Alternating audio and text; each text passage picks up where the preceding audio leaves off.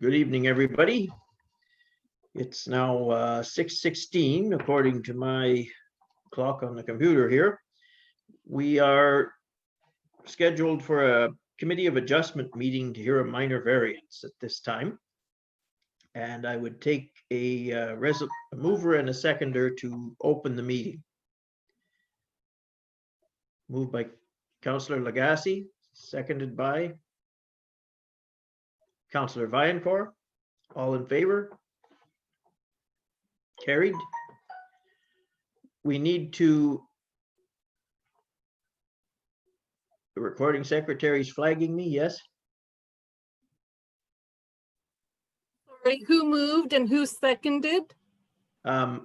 Moved by Councillor Lagasse, seconded by Councillor Francoeur.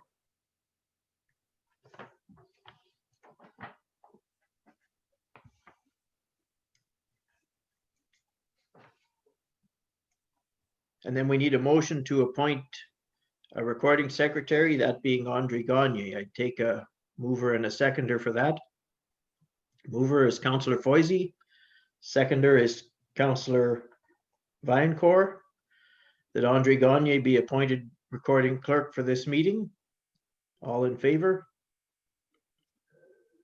Carried. This is a minor variance application, and it's file A1 2020. It's Remy and Janine Foisy of 200 Church Street.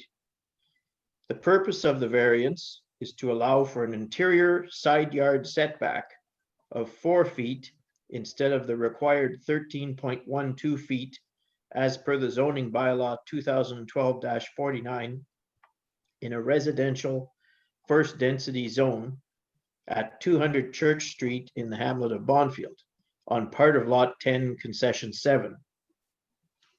Our purpose this evening is to hear any comments for or against this minor variance.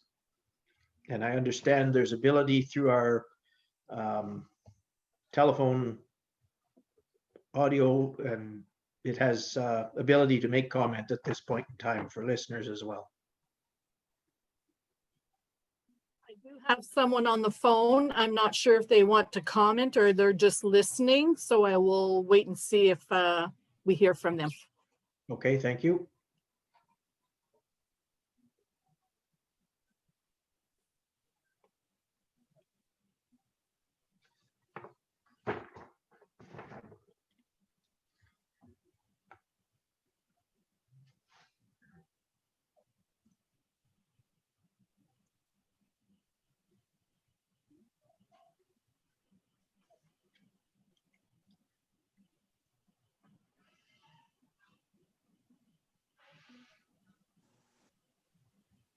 Has there been any comments submitted in writing for this meeting?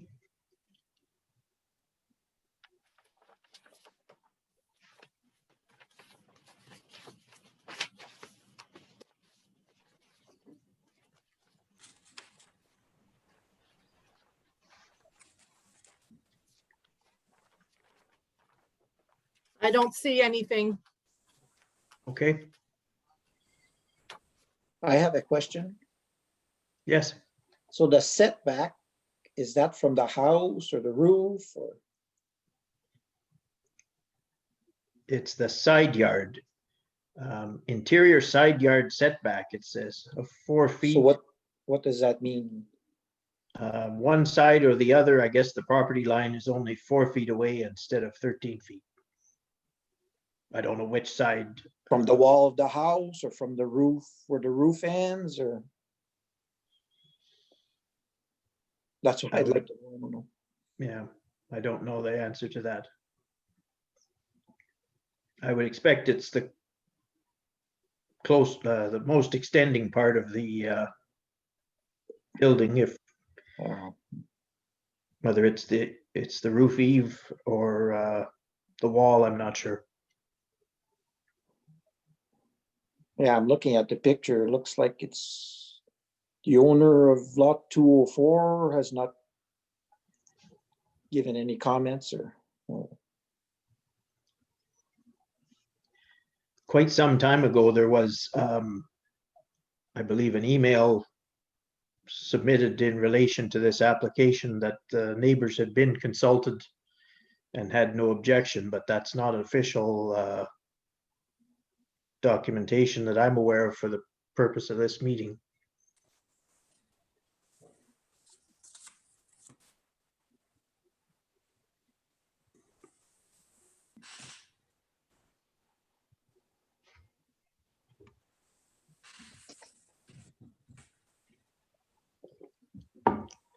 Yeah, I was just wondering if Doug, I don't have any paperwork. Maybe I didn't get it, or I might have had it, but if he had any issues with it at all from the planning committee, is recommended. The file you have, Andre, does it have any indications in it at all from his department? No, this does not go to planning. It goes directly to Committee of Adjustment. There's only one comment that came from Remy and Janine Foisy saying that they had no objections. Mattawa Conservation didn't seem to have any issues either.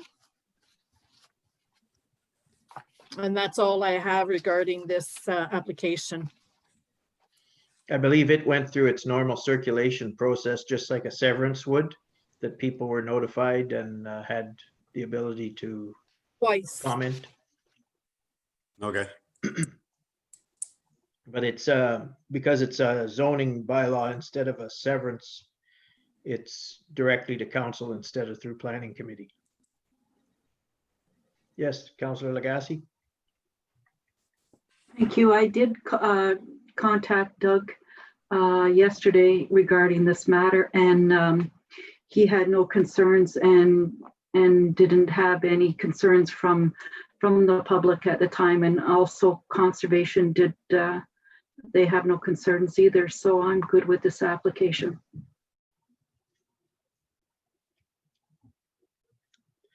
It's not something that I believe we make decision on tonight, even in this meeting. The purpose of the meeting is just to hear comment one way or the other. It, I believe, comes up later in the agenda of the council meeting, does it not? No? Okay.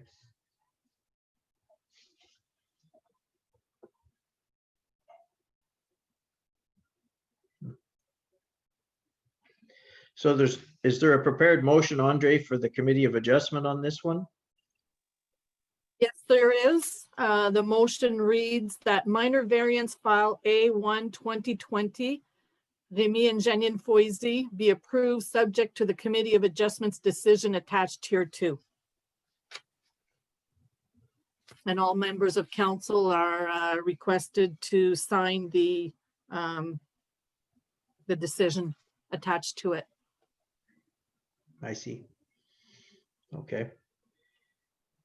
So the Committee of Adjustment decision, as that motion reads, we're basically covering both steps in this single movement here, if we do it within this meeting, I think, in that if we move and second that motion, we're operating as Committee of Adjustment at the moment.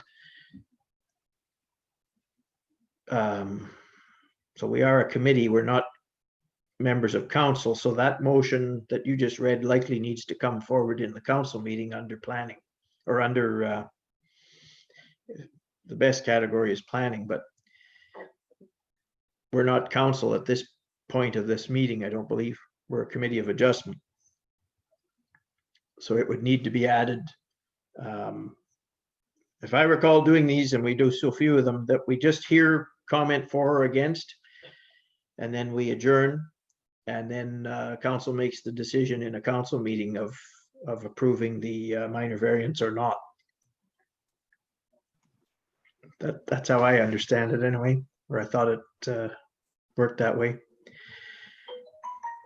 Yes, Councillor Lagasse.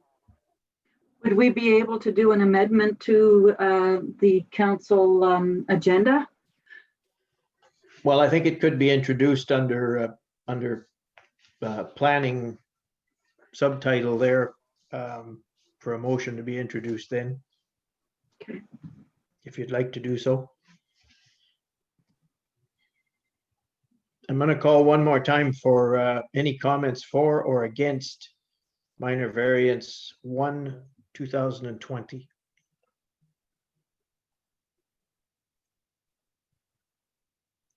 Hearing none, I would accept a motion, a mover and a seconder to adjourn the Committee of Adjustment. Moved by Councillor Legacy, seconded by Councillor Viancore. All in favor? Carried.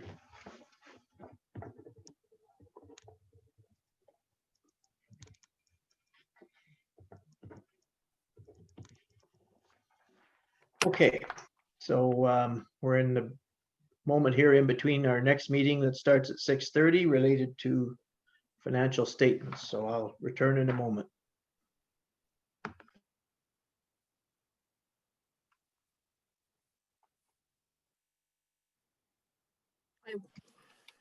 Andre, Yes? I left you a message in chat.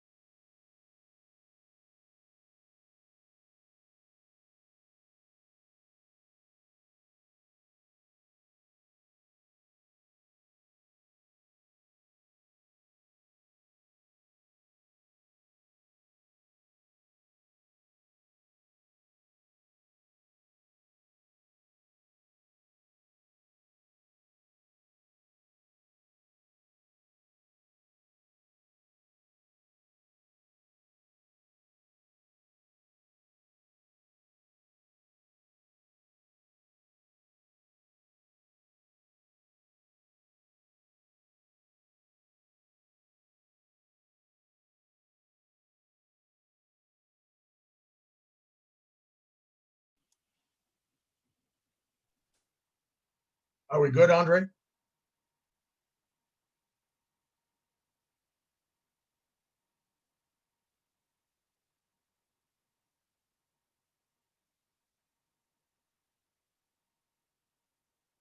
Are we good, Andre? Yes, we are. Yep, okay. Good evening, Kane. Welcome.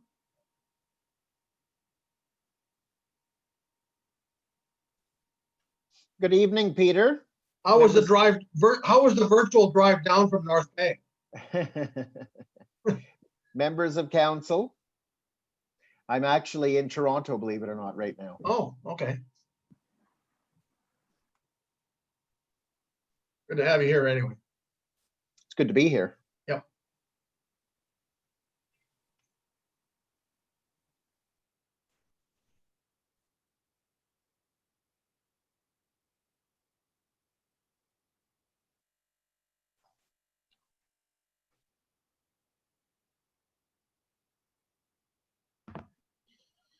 So good evening again. We are moving now into a meeting of council, but it's a public meeting related to the financial statements for the year 2019. And our guest this evening is Dean DeCare of BDO, our auditing firm, and he will lead us through the financial statements for 2019. Okay. I have to officially go through the process of opening my meeting. So I would take a mover and a seconder to open the meeting. Moved by Councillor Foisey and seconded by Councillor Legacy. All in favor? Carried. We need to appoint a recording secretary for this meeting. I need a mover and a seconder to appoint Andre Gagne as recording clerk for this meeting. Moved by Councillor Lagasse, seconded by Councillor Foisey. All in favor? Carried. Any disclosures of pecuniary interest and the general nature thereof? Hearing none. Presentation of 2019 financial statements as described. Mr. Decaire is with us and the floor is yours. Thank you, Mr. Mayor. Thanks, members of council, for having me here tonight. My preference would be to be there in person, obviously, but these are unprecedented times. Hopefully, as we get into 2021, we can open it up a little bit and start to have live meetings. I'm going to walk you through, I've got a few comments to make overall right now, and then I'm going to walk you through the draft audited financial statements, and you can ask me any questions, and I'll walk you through the executive summary of my audit findings report. And then I'll answer all questions from your worship, the mayor, as well as members of council. So here's my introductory comments. Under the Municipal Act in Ontario, it's reminding you that every municipality in the province of Ontario that's incorporated in the province of Ontario must appoint an external auditor.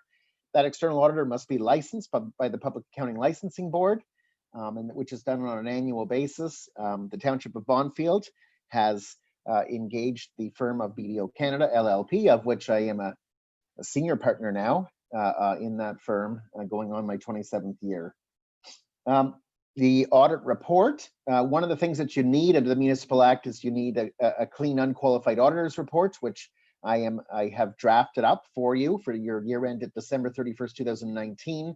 The reason that I'm here on December 8th, 2020, everyone, is as a result of a couple different things. One, the impact of COVID-19 had a significant impact on the auditing profession and as well as my firm and slowed us back about 3 months. We will not have that issue heading into 2021. So regardless of what happens with this pandemic, we must have a goal, everyone, to get in, conduct the external audit, which is done partially remotely using digital platforms and partially in person using all the protocols that are in place by the province of Ontario around social distancing. And I fully expect that audit to be done and me to get in front of this council before the end of April 2021. So this is when I walk you through the numbers, it's going to be, you have to take your minds back 11 months to talk about fiscal 2019. I just want to remind you of that. I want to remind you of the fact that the audit, myself and the 3 people that actually were used to conduct the audit testing on your books and records, everyone, were all independent of management and council of the great township of Bonfield. We could not have any relationships that would impair our independence, that would cause us to have any kind of conflicts. We did not provide any significant non-audit services to the township of Bonfield other than opining an opinion on your financial statements. We used a materiality level that when I walk you through, so just to put it in context, of $80,000. Where do we get that from? We take 2% of your budget. Your budget, everyone, is roughly $4 million a year in operating revenues and expenses. And I'll talk to you about that as I walk you through the financial statements. And materiality guides the number of tests that we do as part of the external audit program, and that's dictated by the Canadian Assurance Standards Board.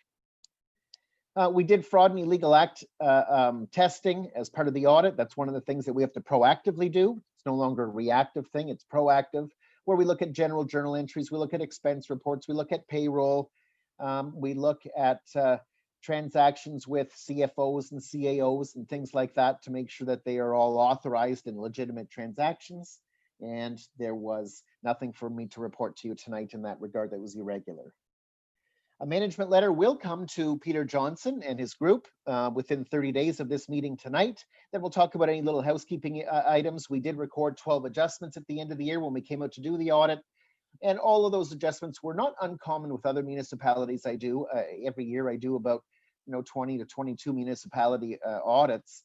And most of the entries are around tangible capital assets, accounting for reserves, accounting for long-term debt, transfers, that type of thing. So we're not, I'd have a little bit more concern if we were coming in correcting bookkeeping items and the bank didn't reconcile and my GICs are out, and my accounts payable didn't balance, and things like that, which was not the case, which is good.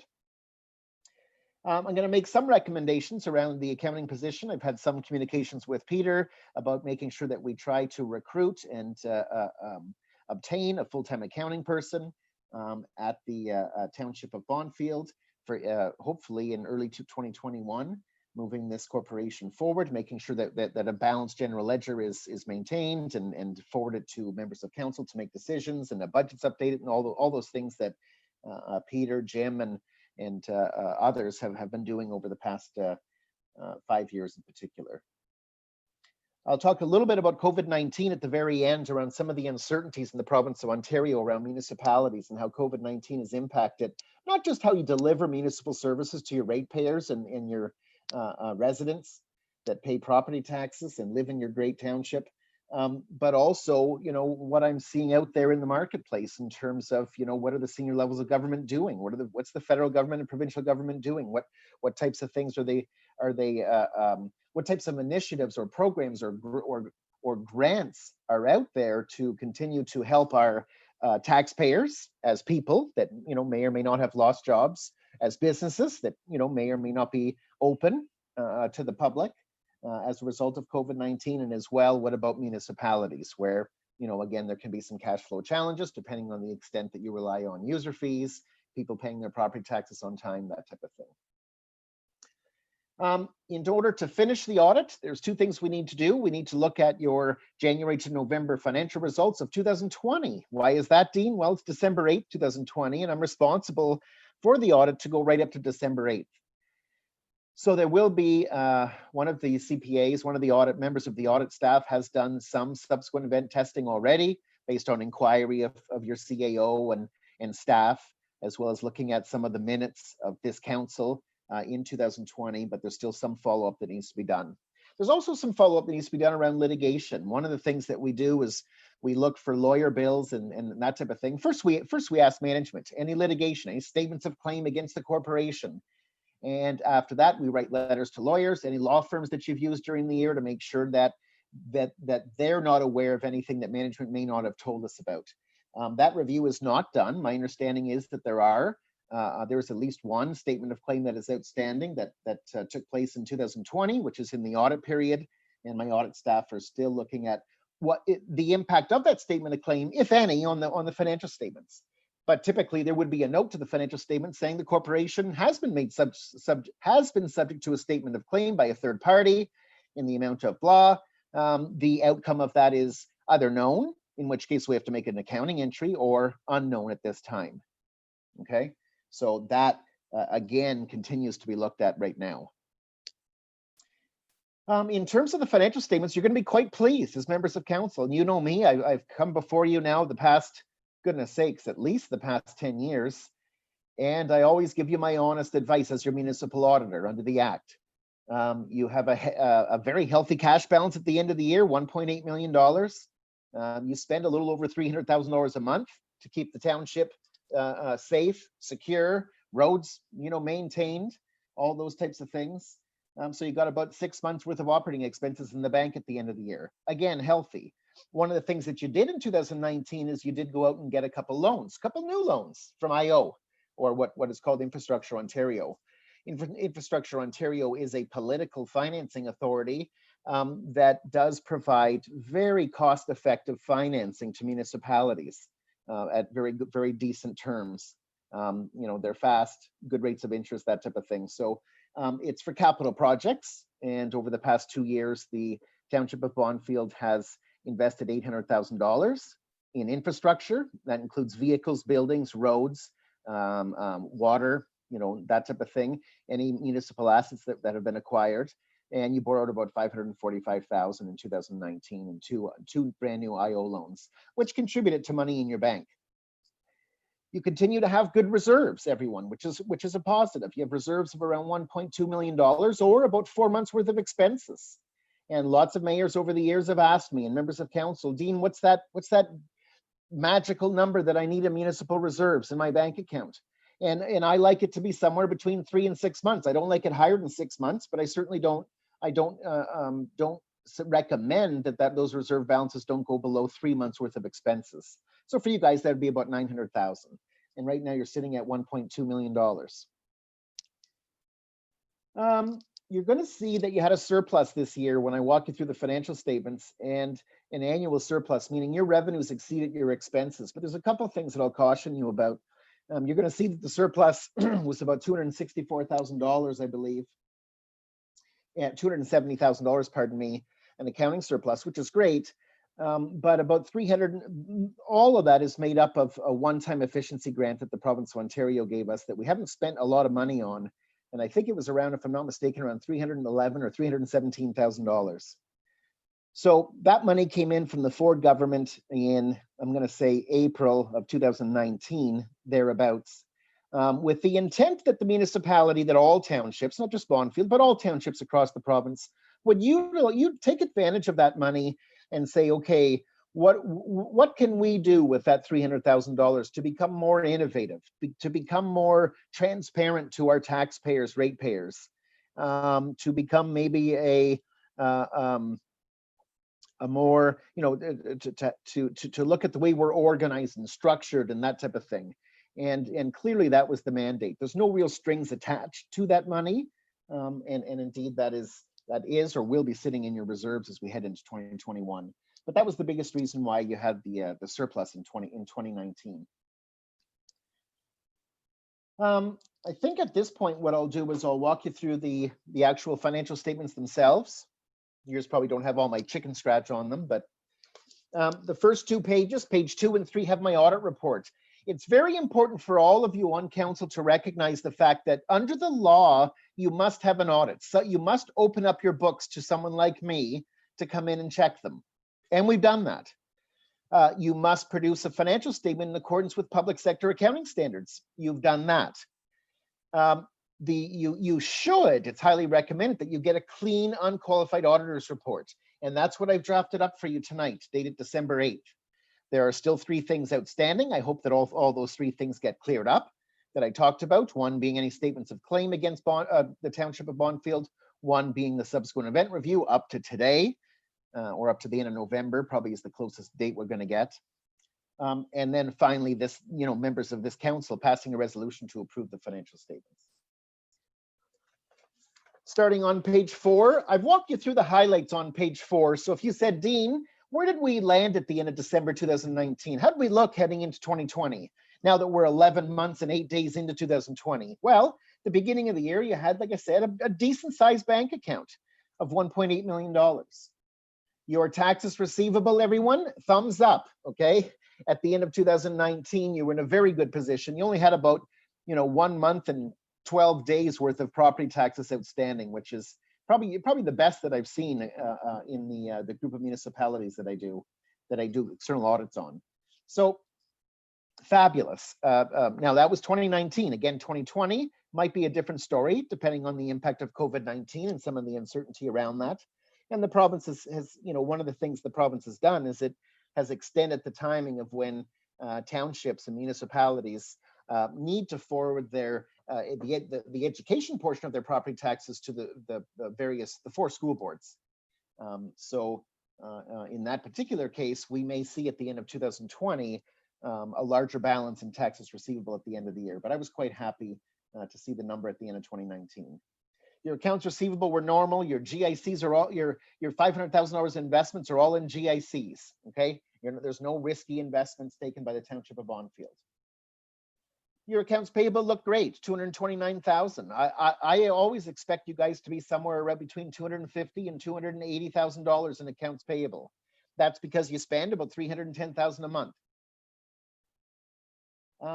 Your deferred revenue, well, this is a big opportunity here, and Peter and I have talked about it. And when you're in receipt of gas tax money under the gas tax programs, you have to spend that money within, I thought it was 3 years, but Peter corrected me that it's 5 years now under the new gas tax, under the new AMO agreements, or the Association of Municipalities of Ontario agreements you guys signed. So there's $500,000 that can be put towards transportation and infrastructure initiatives in 2021. And I strongly suggest that you look at how those monies are spent. Long-term debt went up.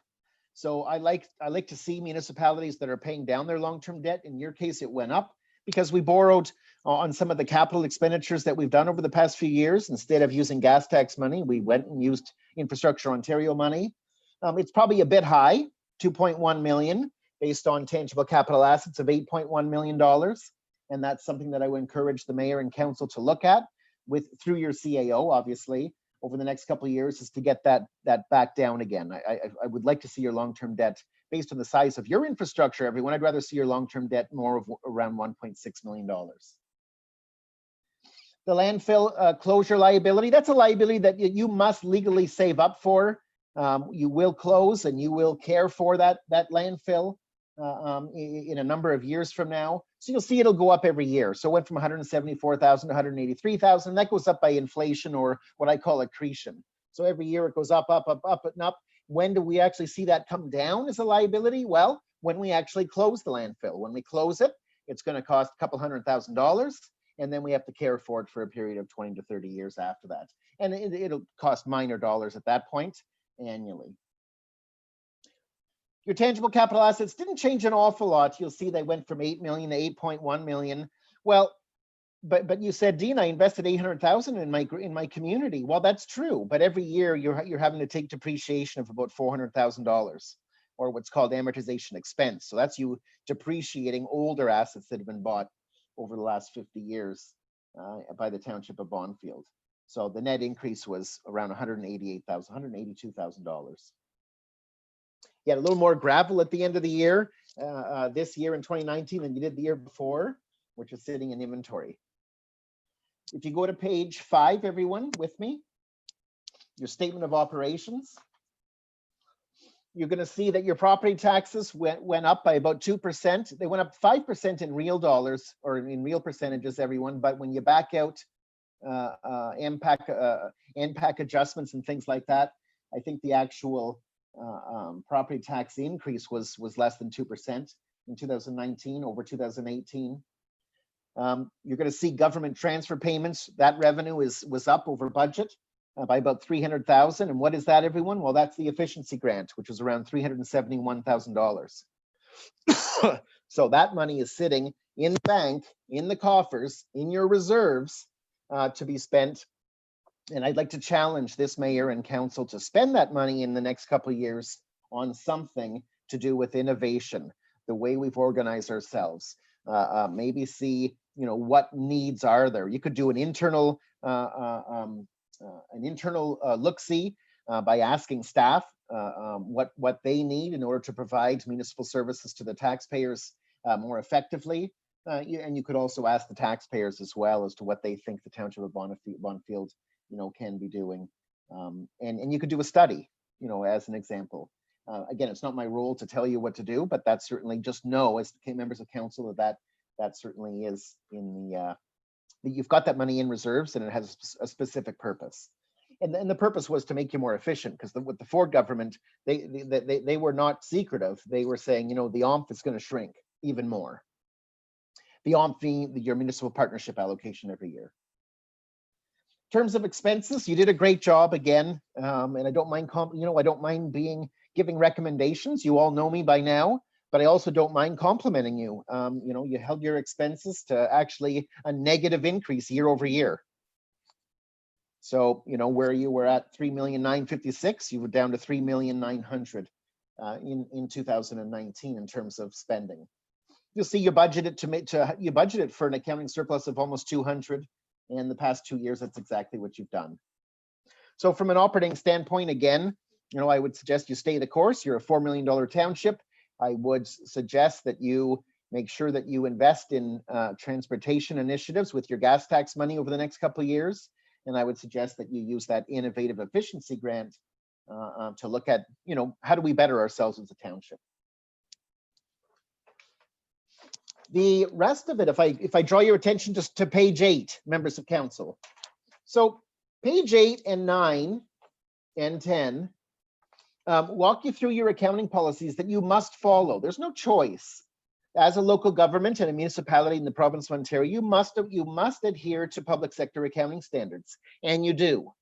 None of those accounting principles in terms of how you measure expenses and revenues and assets and liabilities, none of those have changed from 2018 to 2019, and all of them do 100% conform with public sector accounting standards.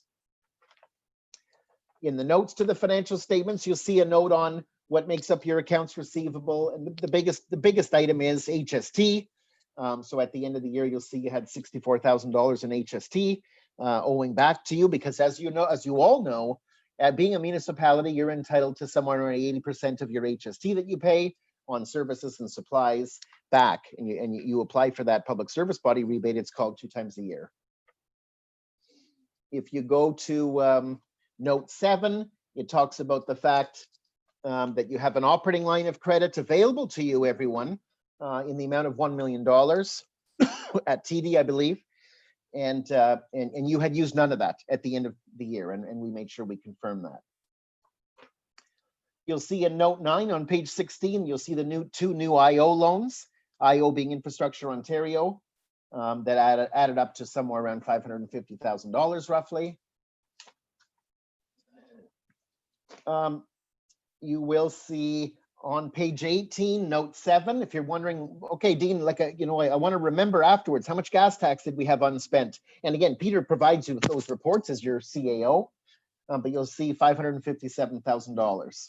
Okay, that's not all gas tax. There's some minor amounts that are not gas tax, but for the most part, it is. 95% of that balance is gas tax that needs to be spent over the next 2 years. If we go to page 20, this is something that I know you guys always ask me about, is our reserve funds. So the Township of Bonfield, what's important? What's critical to us moving forward? Do we need something new with regards to fire or protection? Do we have a one-time cost with respect to OPP? Do we have any costs regarding waste management or water? Roads, expected increases that are just not manageable within our property tax base. Those are things that municipalities set aside reserves for. It's that unknown. You can see that you have a number of different things in reserves that this council has set aside money for. It's all in the bank account, which is great. But the largest chunk of your reserves is in what's called a working fund reserve, and everyone, that's just a tax stabilization reserve. That's all that is for accounting purposes, meaning there's nothing specific to it. It's just $998,000 that's there in case our costs are going to go up in 2020 or 21 or 22. I'll give you a good example of a year where costs could go up is with regards to COVID. We either may have seen in 2020 increased costs or decreased revenues, and we could have used our working capital reserve to offset that, as opposed to going back to the property taxpayer saying we need to increase your taxes.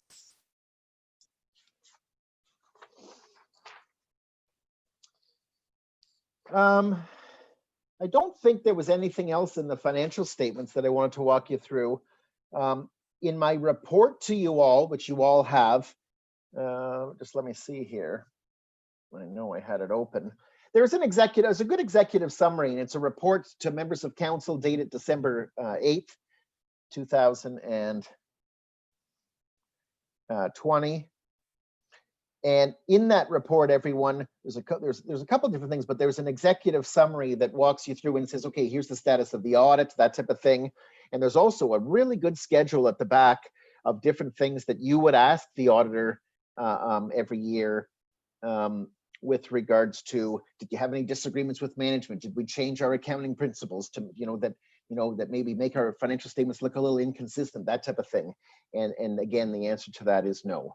I've made it very clear as to what's still outstanding, and I will make sure that those outstanding items are fully rectified to my satisfaction before signing off on these financial statements. But with the exception of that, I'm going to open it up either through the mayor or directly to me to some discussion, please. And I'll go on mute while you ask your questions about either my audit report, okay, or the draft audited financial statements, or any of the comments that I've made.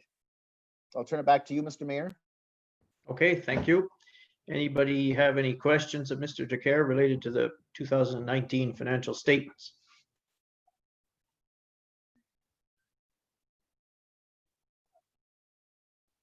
Councillor Francoeur has a question.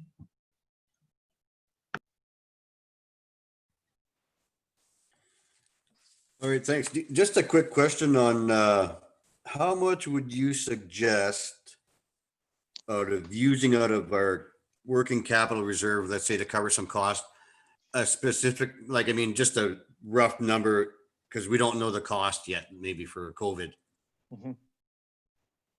So very good question. So what I've been suggesting to all municipalities and a lot of non-for-profits as well is to try to capture the cost in a separate general ledger account. And that's everything from on an expense side, Councillor Vincourt, it's easy to know, okay, well, did we have to buy any personal protection equipment? Did we have to put up some, at the Township of Bonfield head office, did we have to put up some dividers, some plexiglass, some of the things that I had to do in my office? You should be able to track that. Over and above that, there's going to be some costs where there's going to be some lost revenue.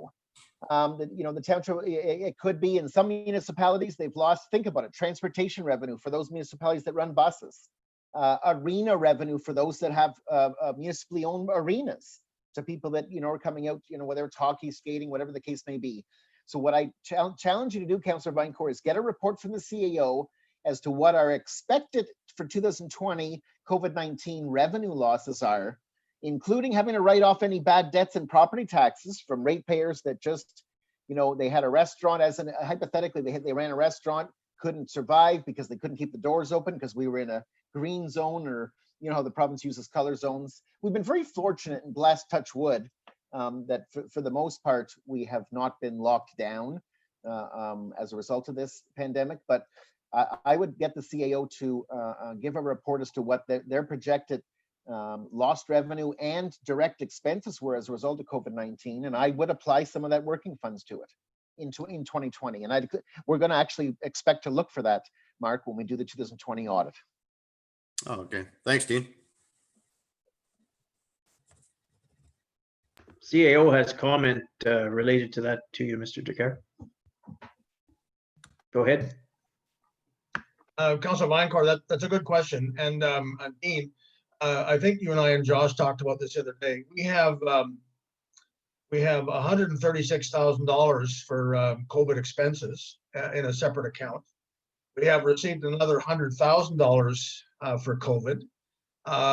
So we have money to cover COVID expenses without having to dip into that fund that Councilor Vincourt has mentioned. In terms of lost revenue, I had a meeting this afternoon about our end of October internal statement, and I'll be sending that out to council tomorrow. I wanted to wait for tonight. And the lost revenues for 2020 to date were primarily to do with the fact that we didn't pass a levy until a few weeks ago. And so I looked at those statements. I talked to the consultant who's temporarily doing those for us. And when we factor in the fact that I was checking with Andre this morning, our interim tax bill, which is due on the 18th of October, 18th of December. Is that correct, Andre? 18th? Yeah. We've collected about $1 million. We have 700,000 still to collect. So I'd mentioned this at meetings earlier this year when we sent out our interim tax bill. I'm so proud of our residents because our collection rate has been magnificent. And when I talk to our regional CAOs every month at our regular meeting, a lot of them are having real problems with lost revenue because of tax bills. We're not having that at the moment. So we're in good shape. We've got that. And the money, Dean, that you mentioned, keeping track of COVID-related expenses, we've done that because I have to file a report at the end of this year to the province. I certainly will do that with council. But our COVID-related expenses are basically PPEs, which we've provided from time to time for our fire department and first responders, public works, newsletters, those sorts of issues. So we've probably spent less than $10,000 on those to date. But that money is there. We don't know going into, we don't know what the rest of this year is going to be. We've only got 3 weeks left, but we don't know what the first 6 months of 2021 is going to look like. So we're in good shape with the COVID expense grant that we received of 136,000, of which we spent less than 10. We've got $100,000 for an additional COVID expense fund, which we haven't touched at the moment, plus the working capital reserve that you mentioned. So we're in good shape. And I will be providing that report that I'm required to do to the province. I will be providing that report to council before the end of the year. Yeah, the other thing, thank you, Peter. The other thing, Councillor Francoeur, to keep in mind is other than the direct expenses where you had to write a check or if you lost revenue, and Peter's done a good job explaining that in 2020, and chances are your lost income, if you want to say, is less than your actual provincial subsidy, which is great. But what COVID's taught us, a great example is tonight. How are we meeting? We used to meet in your boardroom at the town office. Okay, now we're meeting like this. And this better be a secure portal system. This better be a secure Zoom system. So one of the things that it taught me was that the investment in technology, the ability for us to meet as a council by way of Zoom meeting or team meeting, etc., with the best software, the best security protocol, because we have to make sure that we protect the integrity of these meetings. We have to make sure that we protect the integrity of our taxpayers and their personal information, etc. So don't be shy to throw some of that in there and say, okay, COVID-19, well, I had to ramp up our IT investment because we're meeting virtually. And think about all your staff that work from home. Well, maybe you gave them a stipend for working from home, maybe, whatever the case may be. So it's not just the direct expenses, it's all the indirect stuff that came along with COVID as well. And like I said, I keep harping on this efficiency money the province gave you. This gives you a good chance to say, do we have the best technology in place right now in the township of Bonfield that benefits our ratepayers? A great website that's interactive, allows them to know what's going on in the community. A great system for capturing accounting information and taxation information. A great site for people to go in and make comments to council, a council's corner as an example. I've come up with all kinds of fun things that I think that municipalities need to do to differentiate themselves. Why do we want to attract people to our community? Randy's great for getting out there and, let's get businesses in this community. We're a great community, etc., which is fabulous. Let's make sure we have all the infrastructure in place. Let's do a little, let's do a review of our IT systems, our org charts, how we're structured. Council, if you guys are having great council meetings and they're leading to productive decisions in the best interest of all the taxpayers, great. If not, then what can we do differently as it relates to COVID-19 and how we're meeting, etc. So this really is although it's a very frustrating time for people that are trying to get together, especially for the holidays and social distancing and stuff like that. It's also a great opportunity for townships to come out and really show how innovative they could be. So anyway, I didn't mean to go on a rant, Councillor Francoeur. You know how I am, right? And but Thanks. thank you. That was a great question. Great answers. Thanks. Other questions, Mr. Mayor? I see the CAO hand up for a second there. Well, I just want to reassure council and again, good question from Councillor Francoeur. I mentioned this in our meeting with Dean and Josh last Thursday. We have a lot of ideas, my colleagues, to bring to council once we have an opportunity next year to do that, about using monies to digitize and improve our IT service to our ratepayers.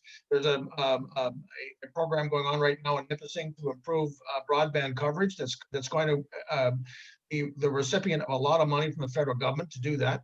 In terms of the Zoom platform, I'm in contact with Zoom almost every month about updates to their security system, and so we're currently up to date on that. Andre and I have had a number of discussions this past week with our insurance company and with our IT provider in North Bay about making sure that we are protected for cyber security, to make sure that all our data and all our systems are looked after, and we're going to take steps to do that. So all that's being looked after right now. And as I said, that will be a report that I'll make to council early in the new year. But all the things that you mentioned and that Councillor Francoeur has mentioned, we're already doing. So are there any other, and again, your CEO can continue to update you, Mr. Mayor and Council, about all the initiatives the Township of Bonfield's doing, which is great. Any questions about the audit itself for 2019, or concerns about, you know, the timing of it, or heading into 2020? Like, I'm happy answering any questions. I want you to be Councillor- comfortable. If you Councillor know, Lagasse has a question. if I came to a meeting without a question from Councillor Lagasse, I would be very disappointed. Okay, go ahead. Well, thank you, Dean.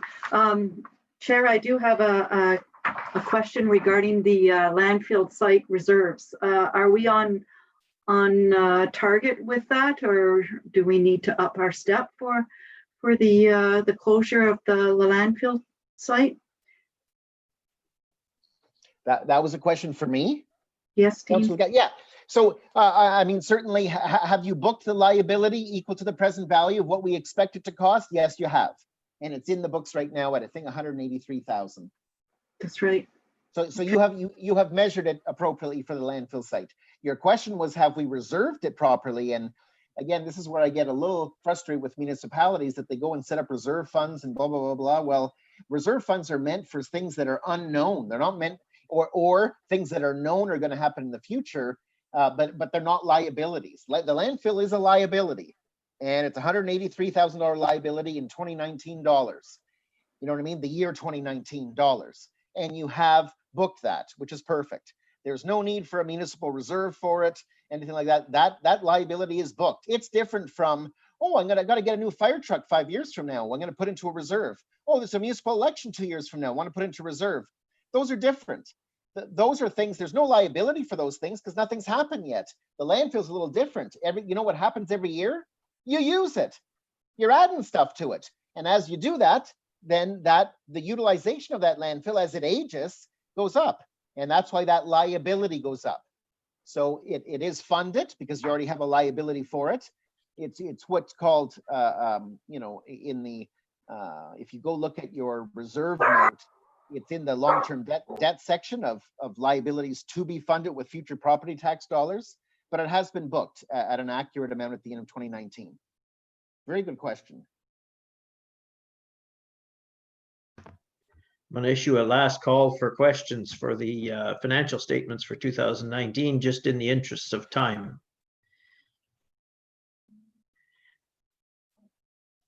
Also, I heard in your commentary earlier that you would appreciate a motion of this council accepting the financial statements for 2019. Is that something you require? Yes, Mr. Mayor, that would be perfect. Yep. Okay, I would take a mover and a seconder to accept the 2019 financial statements as presented. Moved by Councillor Lagasse. Seconded by Councillor Francoeur. That the 2019 financial statements be accepted as presented. All in favor? Carried. Last call for questions related to these financial statements. Thank Thank you, Mr. DeCare, for your presentation. Okay. Thank you. And you know, everyone, as a council, mayor and council, I'm accountable to you. So if you ever want to invite me to a meeting during the year, please do. If for any of my comments, recommendations, whatever the case may be. But otherwise, my goal is to see you again by the end of April for 2020's results. Okay. Okay. Thank you, everyone. Take a mover and a seconder to adjourn. Yep. Moved by Councillor Lagasse and seconded by Councillor Foisey. That this meeting adjourn at 7:10 p.m. All in favor? Carried. Thank you, Dean. Thanks, everyone. Thanks, Peter. Thanks, everyone. Get those management letters to you in the morning. Yeah, no, that sounds great. Dean, I miss seeing the maple leaf hat. Yeah. I guess it's the wrong time of year. Maybe next time we'll see it. I hope we get to see it in April in person, everyone, please. Okay, bye-bye. Take care. Good night. Okay, if everybody wants to take a minute and 15-second break, we can still make our opening time under our procedural bylaw. for our regular meeting of council coming up in a minute and a half.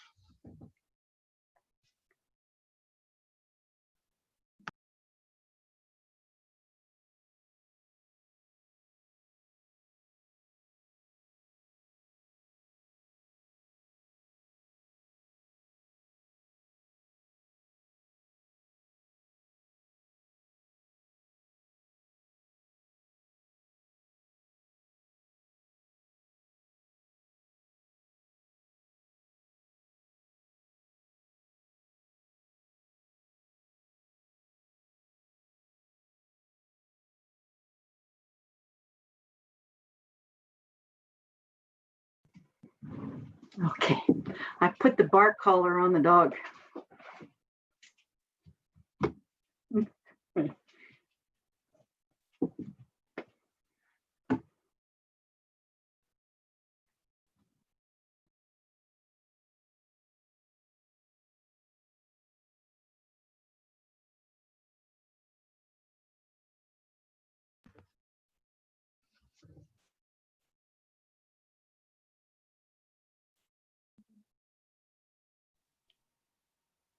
Mr. Mayor, Yes, yeah, I raised my hand before Dean left. I just want to mention that we have a resolution that could have been looked at during the last meeting, but we'll do it this one. And that's to do with something that BDO and I talked about last Thursday, and that's the transfer of that efficiency money, which is currently in a general reserve. And you and council last February passed a motion and a bylaw to transfer that money into a efficiency reserve before the end of 2020. So we have a resolution prepared to do that before the end of the meeting tonight. okay. Remind me of that before we adjourn then. Yep. So in the interests of meeting the requirements of our procedural bylaw, it's now 7:13 p.m. and it would appear that all members are back in position from our short break. So I would take a mover and a seconder that this meeting be opened at 7:14 p.m. Moved by Councillor Foisey, seconded by Councillor Francoeur, that this meeting be opened at 7:14 p.m. All in favor? Carried. The next motion is that we need to appoint a recording clerk for this meeting as well, and that would be Andre Gagne. So I'd take a mover for that. Moved by Councillor Francoeur, seconded by Councillor Lagacé, that Andre Gagne be appointed as the recording clerk for the purposes of this meeting. All in favor? Carried. Okay, any disclosures of pecuniary interest in the, oh, sorry, I skipped over the minutes. Our minutes are from November 10th, 2020. I'd take a mover and a seconder for those.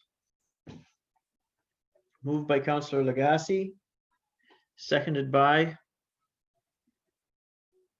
Councillor Foisey, that the minutes of the regular meeting held November 10th, 2020 be adopted as circulated. Any questions or concerns with the minutes? All in favor? Carried. Any disclosures of pecuniary interest in the general nature thereof?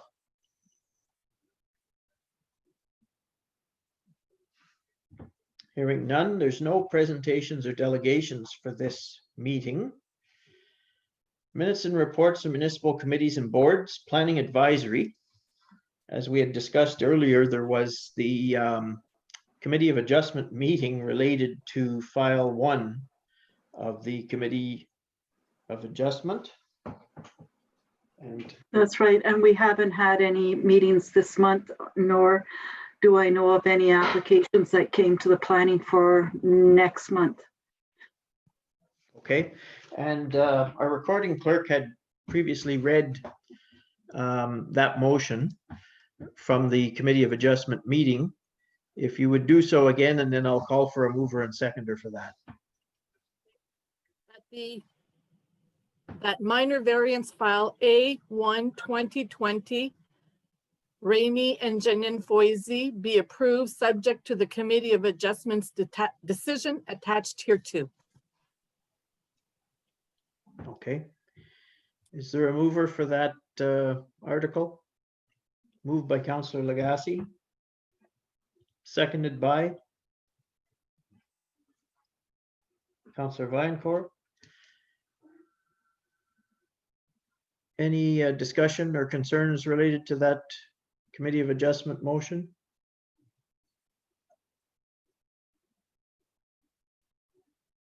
All in favor? Carried. Fire Department? There's nothing else from planning then? Okay. Fire Department? I don't think there was a meeting at all. Okay. Not that I know. Recreation and Fitness is the same, I believe. Nope, no meeting. Okay. Library, there was some minutes in our package. I think they had a virtual meeting. General Government has no motions, nor does Police Services. Emergency Management meets weekly related to the state of local emergency, and the minutes are circulated to council of any activities that are there. One thing that's come up regularly, and we did receive an $8,200 grant some time ago, is related to an application we put in for COVID kits. And we've had regular discussion, and I'll take the procrastination blame for the fact that these COVID kits haven't been launched and delivered in a manner yet, but discussion arose on Monday morning about who would receive such a kit. And we had a couple of links provided from the Director of Planning related to Amazon actually has pre-prepared COVID type kits that can be ordered. There's two versions that we were sent links describing, and they have masks, gloves, sanitizer, and a few other articles in them. And then we also have some supplies on hand that could be included in those kits. With the funding we have and the cost of those Amazon type kits, or if they're sourced somewhere else, that's fine too. We're looking at probably between 150 and 200 kits that we could create. And then how we distribute them, discussion was held to that, and the patrons of the food bank would be probably the most appropriate recipients with certainty. And then the Lions Club is soon to deliver their Christmas basket program under the telethon thing. And the COVID kits could be distributed along with them as well, in partnership with the Lions Club, if we so chose to do that. I guess the reason I raised that tonight is there anybody that has any input or suggestion related to the COVID kits? Because the grantor that sent us the $8,200 for the kits is seeking reply of how we've dispersed that money, and as of yet we haven't. So we're going to have to move fairly soon to distribute some product for that grant that we received. And I would take any suggestions that you have at this point in time.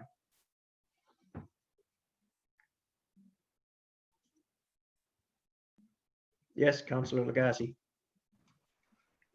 Thank you, and I agree. I've been waiting a long time to disperse these kits to whoever needs them. So I thank staff, and I thank the emergency committee. The notion of a Amazon type product, does that seem okay, or okay? I see Yes. Councillor Foisy has comment on it as well. Maybe a gift certificate and a list of suggested items you can buy with it. And you had mentioned first come, first served. Well, Make sure it's well publicized that it is available, where to get it, and first come, first served. we don't have certainty of, we know the food bank has between 15 and 20 regular patrons. And the Lions Club, we don't have a firm number of how many baskets they're putting out this year. But we know there's probably between 50 and 100 of extra kits with the funds we have available that we could distribute somehow, some way on an as needed basis. I've said in the emergency meeting, we want to portray this as it isn't a free gift from the township. It's for people who are truly in need and could, use this product and its contents in their battle against COVID-19. It's not something that we just hand out. Was it a seniors? Well, it's pretty wide open it's for persons in need is how it was When described. when I first started, before we got the funding, we had missed a funding of 2 days.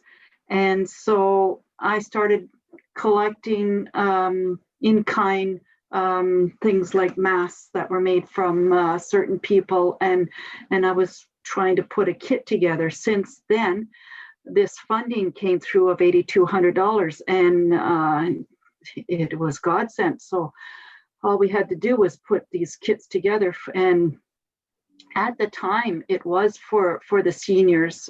And since then I've realized that there are a lot of people that could use that, and it's not just the seniors. So if we can use the funds before time runs out, then it would be great. And I agree that Councillor Fwizzy did mention a gift certificate that was the original plan. But if we could do something, either Amazon or the gift certificates. Because by now, everybody should have masks and stuff like that. Yeah. Reservation on the gift certificates is in the past. We've internally had some gift cards that didn't work for various reasons. No. There was some problems with them. And the other thing, well, anyway, the gift cards don't always work is the one drawback. And is it a grocery type gift card or a gasoline type card? Or there's all kinds of avenues that it could have went. So we know ourselves last year, they were pretty open-ended. They were Visa type cards that could be expended on anything, and some of them just didn't work. So that was part of the movement earlier on, and it would seem a simple suggestion. What we're trying to get around is having to send staff out shopping in the middle of a pandemic and keep it as simple as possible for whatever recipient gets it to use for whatever particular need they have. So okay, we'll take that back. We'll explore. Okay, the CAO has comment, and Councillor Francoeur as well. I'm not advocating one way or the other, Your Worship. I like Councillor Foy's suggestion. The issue of the Amazon links, Andre and I were talking about that today. And again, I'm not advocating one way or the other, but if we were to go with the Amazon links, it would be too late to get to participate in the Lions Club gift basket. Is that correct, Andre? No? We would have about a week and a half to get everything together. So if we were to place the order tomorrow, we would be good on that. All right. So it would have to be tomorrow. You're right. Okay. So. And as I recall, just off the top of my head, one of these choices was about $29 to $30, and the other one was slightly less than that. Is that? That's correct. Yep. Yeah. Okay. So like the particular kit from Amazon is about a $30 option, a little bit more comprehensive than the cheaper version of it, I think. And then we have some hand sanitizers and different things in-house that we could distribute along with it, I think.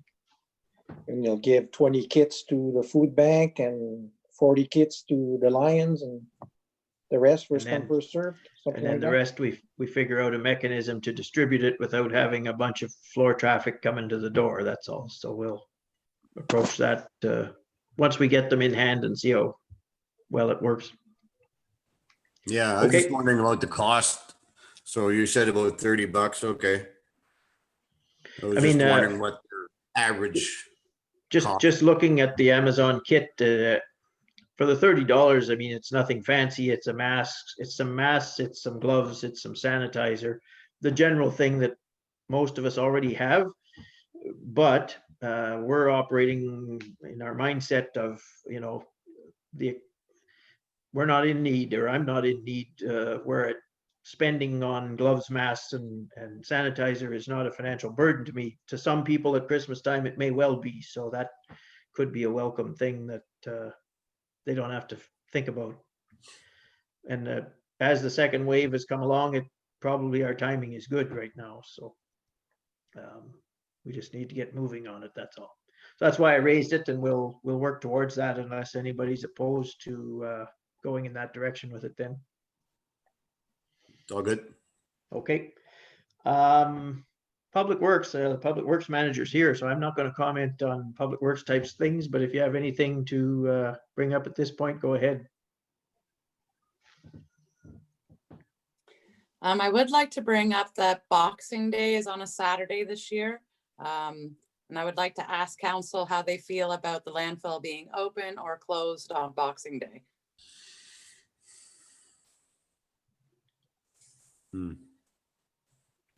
So I guess the question is, the staff would be on double time at the landfill site, but that's the only consideration really, other than they don't have their time off. Christmas Day being a Friday then, I guess. I've already spoke to the staff. The staff is willing to work on Boxing Day. So really it would be a question of council would like to see that happen or not for their residents. Well, I'm not opposed if they want to work, I don't see an issue. That's my view on it. Okay, it seems to be a general head nodding consensus that Saturday, the 26th is going to be an open landfill site, even though it's Boxing Day. Because if not, we would be approaching, if we took that same approach, it would be the day after New Year's that we'd be next open. So, okay, so the direction then is go ahead and proceed with being open December 26th. All right, thank you. So we're going to move out of the committee reports. Reports of non-municipal committees and boards. Nothing I can recall from Phenom. Is there anything from the Conservation Authority to report? Yes, we do have a recommendation from Brian regarding the Bill 229 to protect and support the Recover from COVID-19 Act, a Schedule 6 Conservation Authority Act. Since then, we did receive a media release this morning, and so when it does come to this point, I'll give you a little rundown on the media release. So that's coming up later on in your agenda. Okay, thank you. And then there was a conference call meeting. Well, it was a Zoom meeting, I shouldn't call it conference call, of the Castle Home Board related to the construction project that I participated in last Friday. It was a rundown of the fact that the tender is out for the construction of the new Castle Home, and that simultaneously financing conversations are happening. They've engaged some consultants to walk them through this process because it's at the minimum a $65 million project, and they're hoping that it stays well with under 90 million. That's the range that it could fall within. And some of the municipalities had concerns about the fact of how it was going to be financed. It was generally understood some time ago that Infrastructure Ontario was going to provide the funding en masse for it. Each municipality would repay their particular mortgage share of that. Some of the 4-member municipalities that we used to participate with in MBDC a couple of them want to pay the sum total up front and not have a 25-year or 30-year mortgage, and that's their choice. So that conversation led that way. The city of North Bay had quite a bit of dialogue about the fact that what's causing some concern is the province is committed quite a sum of money, and I want to say $40 million off the top of my head to this, but what they're not doing is providing that as cash immediately up front. They're expecting, because this is a municipally owned retirement home, that Castle Home will borrow the full amount of the money. And just like us as municipalities, we each pay our mortgage share to pay it off over 30 years. The province wants to do the same and pay their mortgage over 30 years as well on an annual basis. But that requires the board of Castle Home to go out and borrow not only the municipal share, but also the provincial share as one large block of money. So there was a bit of confusion, it would seem, among some of the member participants from North Bay related to that, because as you know, they're half of that share of ownership. So $39 million is the figure that the city of North Bay needs to put in. But if they're putting also in the provincial or borrowing on behalf of the province, the provincial share, it's probably $55 million that they have to have on their books for about 30 years. So that's a concern to them. So that's what the meeting was about. There was a lot of direction given for clarity about how this money was going to be borrowed. But their consultants that they have there and have indicated that while there's been a frustration in getting the home constructed with the interest rate collapse due to COVID-19, it's probably going to save in the bigger picture $100,000 a year in interest just by the fact that the project's about 1.5 years late in starting. So interest rates have fallen even at Infrastructure Ontario enough to save the project $100,000 a year at this point, if they can get things locked in the foreseeable future. So enough on that. No notices of motion, but we do have a bylaw this evening. Introduction, consideration of bylaws, a first, second, and third reading of bylaw 2020-20, and that's to permit the operation of off-road vehicles on any highway within the municipality that is under the jurisdiction of the municipality. You may recall that we were one of the initial municipalities to introduce ATVs to our road system legally by bylaw.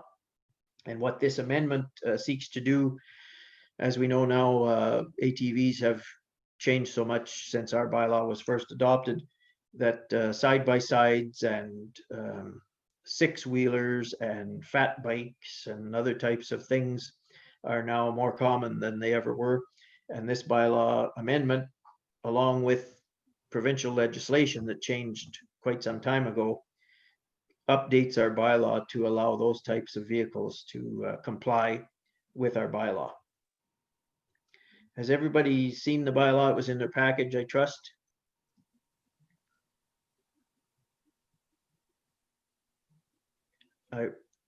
Yes, CAO Johnston. Well, Mr. Mayor, I gave everyone a short note about this. And as I mentioned, most of the municipalities in our district have passed a similar bylaw.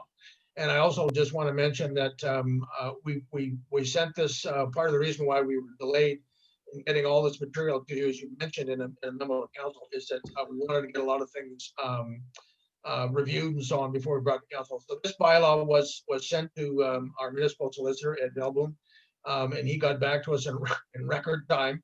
and it meets provincial legislation, and it's in order to for council to pass. Okay. Yes, there's a question. Yeah, I looked at the bylaw in Bancroft, their 2015 one. They amended it. They added things. They're a little more comprehensive. They have the speed limits and that. Can we add that on there? Ours doesn't. I think the memo circulated by the CAO said that we would update the bylaw in its entirety at a point in the future. Yeah, but yeah, But because they have a good one there. I like theirs because they have the speed limits. Otherwise, you have to look elsewhere what the speed limits are. They have it on there. To me, that would make sense. Like the off-road vehicle should not be driven at a rate of speed greater than, they have it there. 20 kilometers per hour in a 50 kilometer per hour zone, or 50 kilometers per hour where it's higher than 50 kilometers per hour. I like that inclusion in that. So you don't have to look elsewhere to find out what are the speed limits. okay, I didn't reference the Bancroft one at all. Yeah, if you look at the 2015, they changed it. They added the stuff that you wanted to add there, but it'd be good to add that in ours too. Like mimic theirs. I have two other hands up. How do Councillor they Lagasse post first, I guess. it? Oh, Thank you, Chair. My comment is, yes, the Bancroft one does sound like for that area. We're more rural and not so much in a heavily populated area. So I agree with, I'm all right with this bylaw. I'll come back to you. There was the CAO next, and then Councillor Viancore, and then we're going back to Councillor Foyce. Well, Your Worship, I would just say this, that if we want to look into the suggestion that Councillor Foisey has made, we'd be happy to do that. But my recommendation would be that we've been under considerable pressure to have this bylaw passed. And what I would recommend we do is not defer it tonight, but we can, if we look into the Bancroft bylaw, recognizing that we're not going to have another meeting of council, our next regular meeting will be the 12th of January. So we wouldn't be able to do anything with this bylaw until then. I would recommend that we pass this bylaw tonight. And if we bring a report to council based on Councillor Foisey's suggestion, and you want to amend our bylaw, we can do that on the 12th of January. Okay, Councillor Viancore was next. Yeah, just wondering how, if the bylaw, I mean, do we have to spend so much money on, I agree with some of the, I haven't seen the Bancroft bylaw, but how we would enforce speed limits that are posted on our highways already to the bikes. I mean, will we have to put posting more signs for four-wheelers or That'd be a good idea. would, yeah, I mean, that would be incurring our cost too, but something to look at though.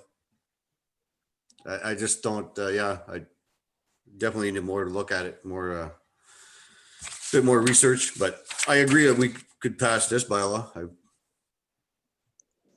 That's it. Okay, back to Councillor Foisey then for last comments on it.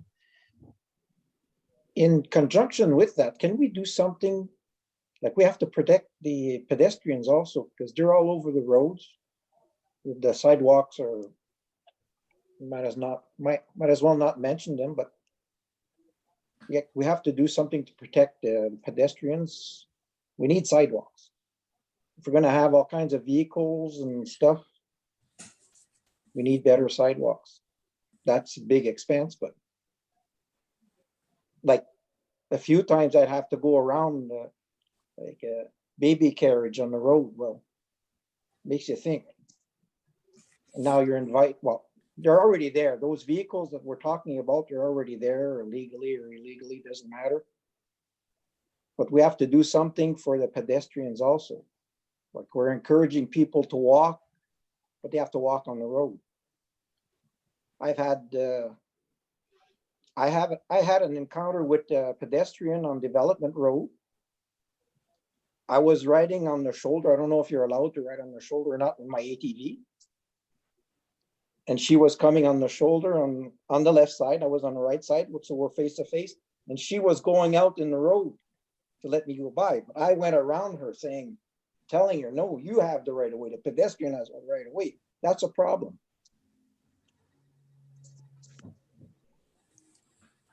People have to be more informed, like pedestrians have the right of way and all that, but the pedestrian has to be protected also. I'm not opposed to this, but we need better sidewalks. Should I be riding on the shoulder? Should I be riding on the road with my off-road vehicle, or has to be specified? Okay, so I've heard that there's general support for tabling this tonight with consideration given about speed limit conversation in January. Is that, would there be a mover for this bylaw tonight? Moved by Councillor Lagasse, seconded by Councillor Francoeur. I'll read the motion then.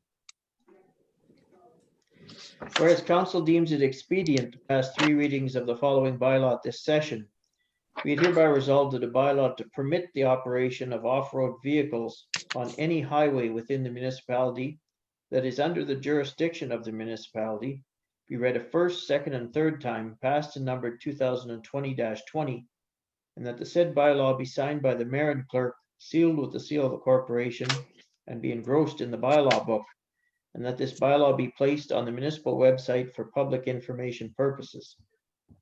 Any questions? All in favor?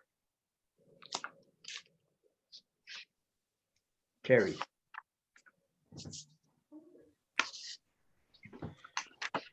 Disbursements. We have our disbursements in our package.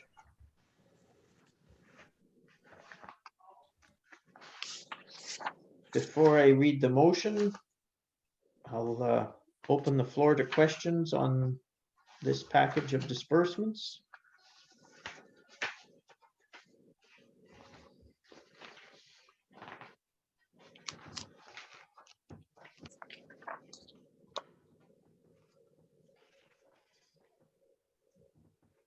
Anybody have any questions on them?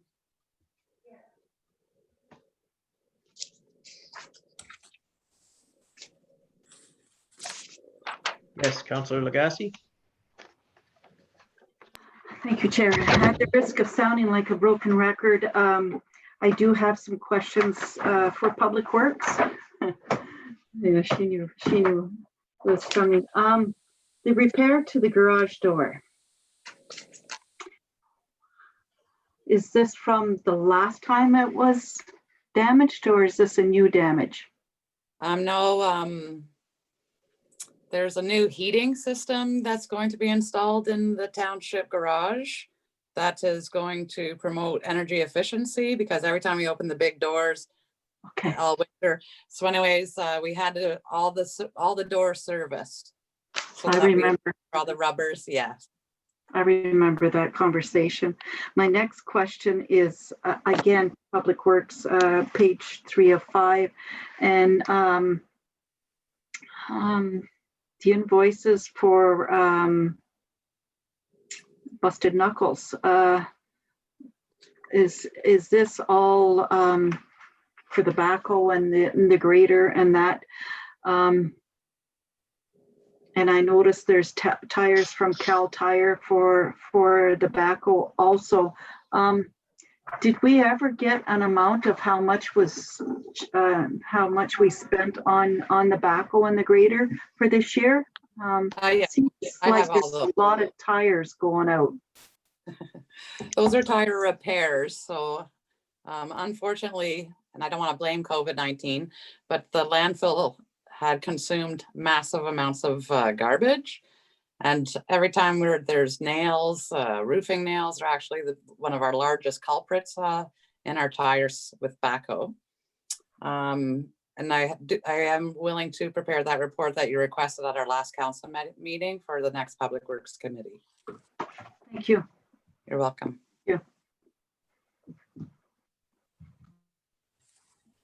Any other questions related to the disbursements? Yes, Councillor Francoeur. Just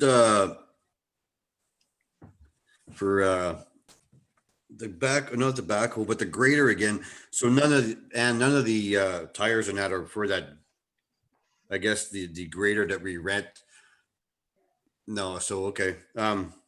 Getting back to the landfill. Just a quick thing over. I had a couple of comments on the where we put the recycling, where that boards are, if they could be repaired. I don't know. Yes. I don't We know. have to, Okay. Besides that,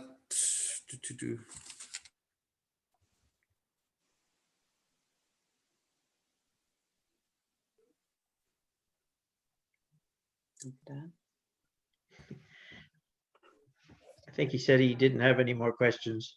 oh, I must have muted. Sorry. Yeah.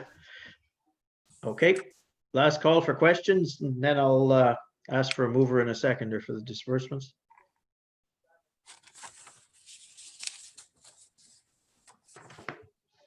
Would there be a mover for the disbursements? Moved by Councillor Legacy. Seconded by Councillor Foisey. That the following disbursements be approved as prepared.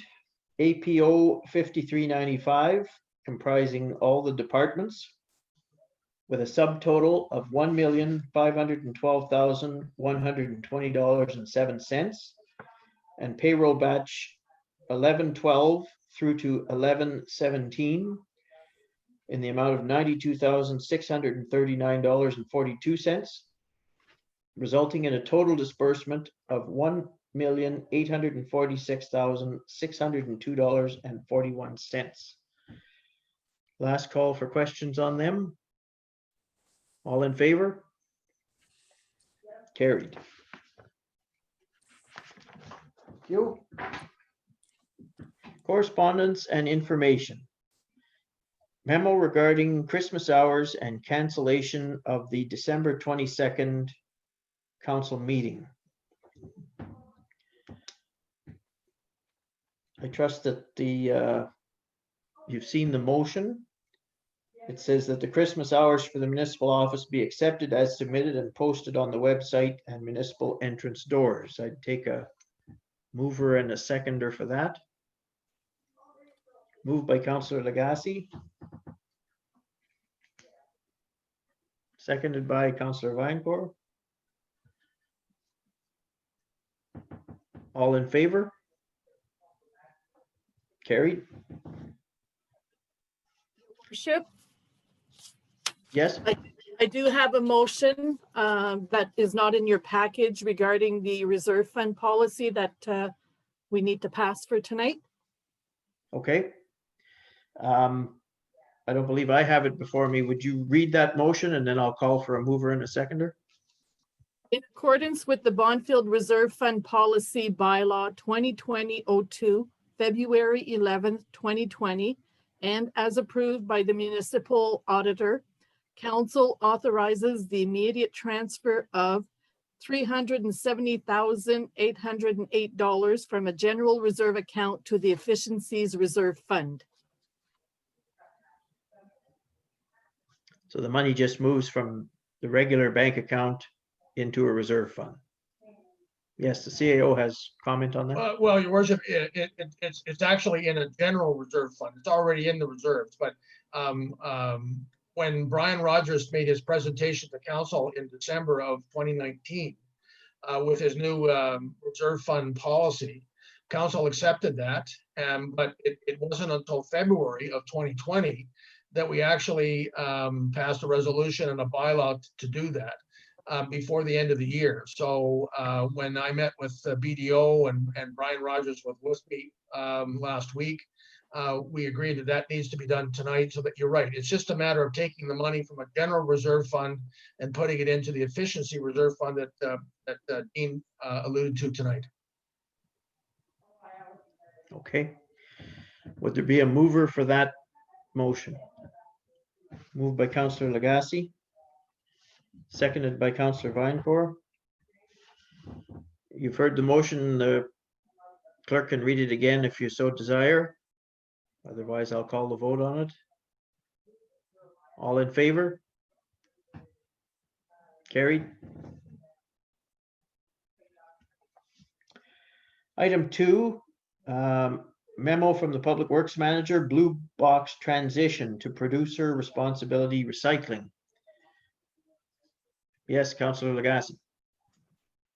I'm sorry, I just want to take this time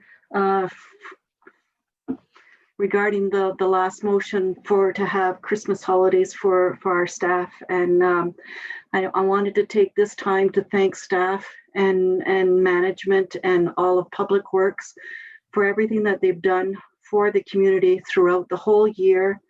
And I've heard so much good of how you worked through COVID, and I just wanted to say that you deserve a well-break vacation and Merry Christmas to you all. And that's my message.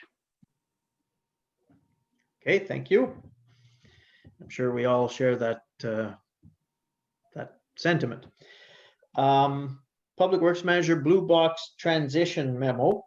Basically, that's an information piece. Oh, we have recording secretary is flagging me now. Yes. Sorry, you missed the motion regarding canceling the regular council meeting of December 22nd. We have a motion to cancel that meeting. Okay, I thought that was included in the other one, but apparently not. So, okay, so I take a mover and a seconder to cancel the December 22nd council meeting. Moved by Councillor Legacy, seconded by Councillor Vinecore. That the December 22nd meeting of council be canceled. All in favor? Carried. Okay, the blue box transition is basically just an information piece, as I take it, or is there a decision to be made there tonight? Okay, could you elaborate on that, Manager Carr? As you could see with some news release, some pre-press releases, everybody's been working very hard on to getting a circular economy with the recycling. Currently, municipalities are given the burden of paying for all the recycling that happens within our community. So the province has made a system. So it'll be like when you buy a computer, you pay an environmental fee. Another fee is going to be included, unfortunately, to the consumer, but it'll be anytime something is packaged in a cardboard box, anything is packaged in paper, the people that use that will have to pay a fee. And that fee goes into a pot of money, and that'll be dispersed to municipalities so that they can pay for the recycling that's produced by the producers. So then it's no longer our burden to share. As this transitions, it begins in 2023. We have to pick a date where we would like to transition, as the province is trying to transition 1/3 at a time. So 2023, 2024, and 2025. It doesn't mean we're guaranteed that date, but it gives the province an idea as to how they can move forward with their transition. For ourselves, we just had to look at our contract with Miller Waste. So our contract ends with Miller Waste this year. However, in pre-conversation and their understanding, because they have a lot of municipalities here in the north they take care of, they're willing to go to a 1-year contract or a 2-year contract, so that we can get into that transitional period. So there is a motion tonight to have that transition. No? Yeah. Okay, we can do it in January. There doesn't appear to be any motion prepared. It said, once the regulation is finalized, another report will be filed to council regarding the transition date. So none Okay. of us were expecting to decide tonight on, yeah. That's okay. It was very lengthy as well, so. Okay, so January is sufficient then for to pick a date? Sure. Okay, good. So it's information for this evening then. Excuse me. Item 3, the 8th Military Service Recognition Book advertising. I trust you may or may not have seen the motion. I'll read the motion and then we'll see if it achieves a mover and a seconder. Whereas the Royal Canadian Legion Ontario Command will be printing their 8th Military Service Recognition Book scheduled for release by Remembrance Day 2021.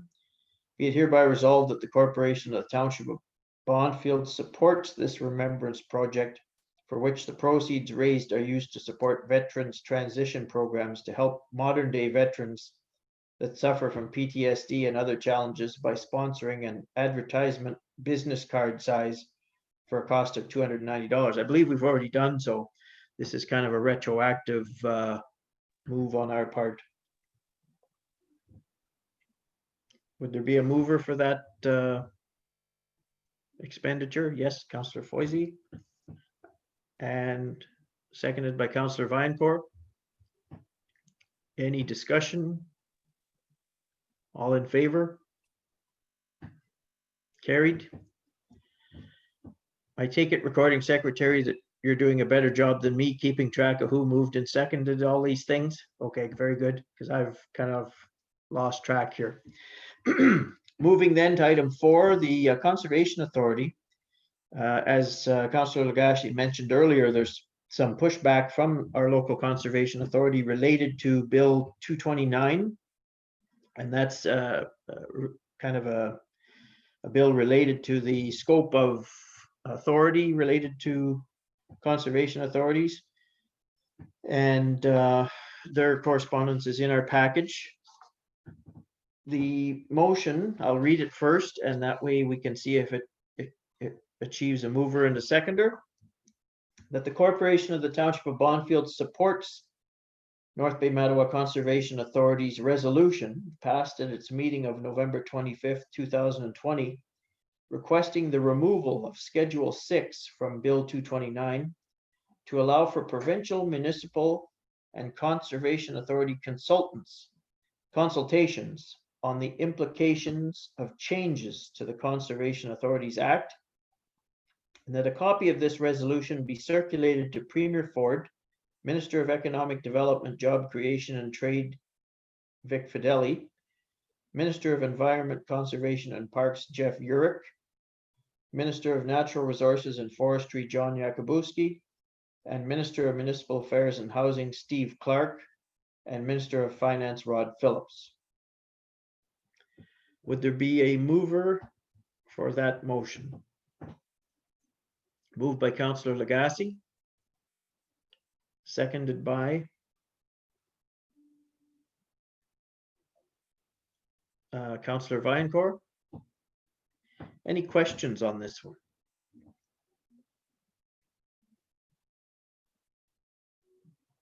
All in favor? Carried. Item 5, a memo from the CAO regarding our community wellness plan blueprint. As you know, quite some time ago, the province imposed the requirement that every community had to create a community safety and well-being plan. And that came to my attention long ago at the Police Services Board level, where the Police Services Board was asked about their contribution to the safety and well-being plan by the detachment commander of the OPP and how we were moving along with it. As I say, that was easily 2 years ago. And as the report, or I'll let the CAO speak to it himself, but as described, there was a lot of conversation taking place amongst municipalities about the complexity of these plans and the fact that in this district with shared services of health unit, DSAB, ambulance, police, you name it, we share our services with our neighboring municipalities. Imposing a community safety and well-being plan per municipality couldn't help but have a lot of duplicated information in it because we share the service providers. So I was approached at Roma in January of this year by Councillor Vraybosch of North Bay about whether we would be willing to collaborate on a lot of the stuff that was related across the district. And that led to the city of North Bay, as described by the CAO, taking the lead and offering to formulate a lot of that stuff in conjunction with conversations that we should have had along the way. Somewhere along the way, even prior to COVID, that never occurred, as we all kind of were waiting to hear, what do you want to hear from me? And that never happened. So here we are now, and the deadline for submission of these things has been pushed back due to COVID. But I'll let the CAO elaborate a little bit more on the fact that we've wanted to do a collaborative approach from the outset, but found ourselves in the position now of pretty much having to work towards it ourselves to get this project done. Well, Your Worship, thank you. As I said in my report, you mentioned that this has been on the books for a couple of years at least. And as you mentioned, it's a very, very complicated process to put this together, as you can tell by the blueprint that I provided to you. And we were approached by the city of North Bay to join them with a number of other municipalities in Nipissing, which seemed like a good idea at the time because they had the technical staff and the research staff that we didn't. And some of the other municipalities in our area were going to join in a collaborative effort where we would put together a plan with the city of North Bay that covered all the common stakeholders, and then develop our own individual plans as part of the part of the plan that related specifically to each municipality. That just never happened for whatever reason. I don't want to blame the city of North Bay, but Doug and I made a number of approaches to Ian Kilgore and to his office, and it just didn't happen. So a few months ago, Staff Sergeant McMullen approached Doug and I, excuse me, and suggested that he had a consultant that he'd had a number of projects with, and other municipalities had been engaging him to do a community wellness plan. So Doug and I took the contact information that Sergeant McMullen gave us, contacted, his name is Gary Fay. He sent us his CV. We had a couple of meetings with him. We asked him to do a draft of the blueprint for us, which he did. And that's what you were provided with on Friday. Doug and I were very impressed by him, as was Staff Sergeant McMullen. He didn't, as we might have, we would not have been surprised had we received a cookie cutter, cut and paste kind of plan. He knew a lot about Bonfil. He does his research. Bottom line is that we would like to continue with Gary. We have money in our budget to do that. I gave you a copy of his very extensive CV. He would like to participate with us in producing this plan. We would have to, a lot of the work we do would have to be ourselves. There's a number of things we have to do, but what we need to do this evening, the only thing we need to do this evening is pass the resolution that was in your, down at the bottom of the screen, simply making a commitment to community wellness and safety. That's a requirement by the province. So this is not something that Gary has drafted or we did. This is a requirement by the province. To start the process formally, we need to pass this resolution.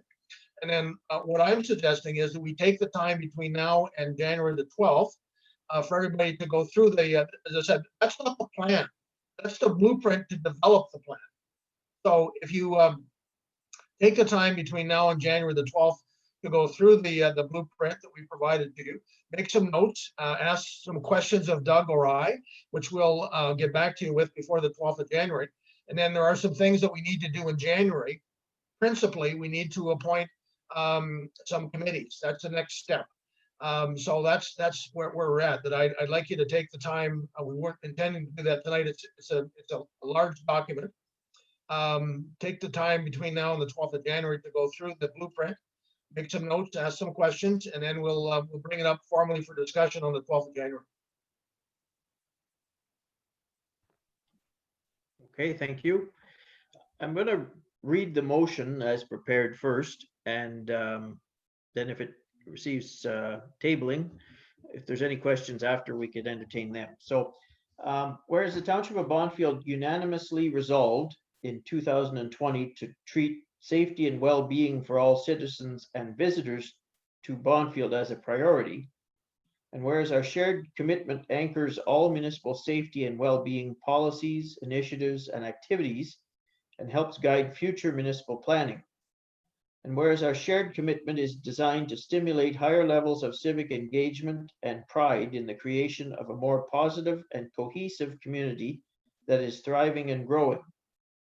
Now therefore be it resolved that the Township of Bonfield does hereby renew for the citizens of the Township of Bonfield this council's highest commitment to safety and well-being for all who choose to live, work, visit, or play in Bonfield, and that the Township of Bonfield does hereby expect all agencies, organizations, businesses, and residents of Bonfield to fully engage in and support the enterprise of developing and sustaining safety and well-being for all to the fullest extent of their capabilities to do so. Would there be a mover for that motion? Moved by Councillor Foisey, seconded by Councillor Lagasse. Any questions on the statement of the motion or the package you received thus far? Yes, Councillor Lagasse. Yes, I thought this this report was well done, and a lot of